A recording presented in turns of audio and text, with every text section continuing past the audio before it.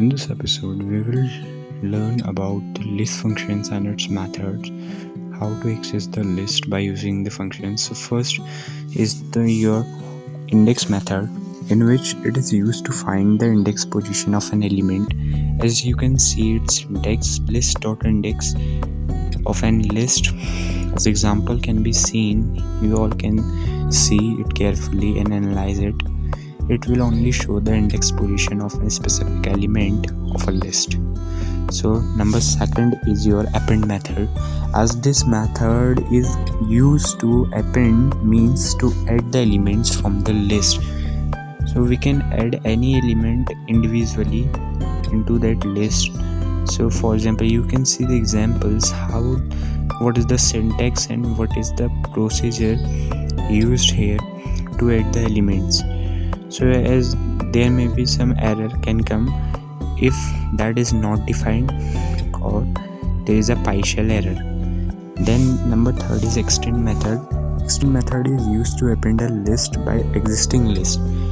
Okay, means it also used to add the elements by extending it, means not individually. We can take it to list and then add to individually at each level. Then the next is your insert method, that is used to insert in between or any points of an element in a list. So we can insert any element in between or from end or from beginning. We can add anywhere. So that's the difference. Then the next is pop method. Pop method is used to remove the elements from the specified index position from last. So we can remove the elements from last. As you can see the examples how this list is beneficial, and then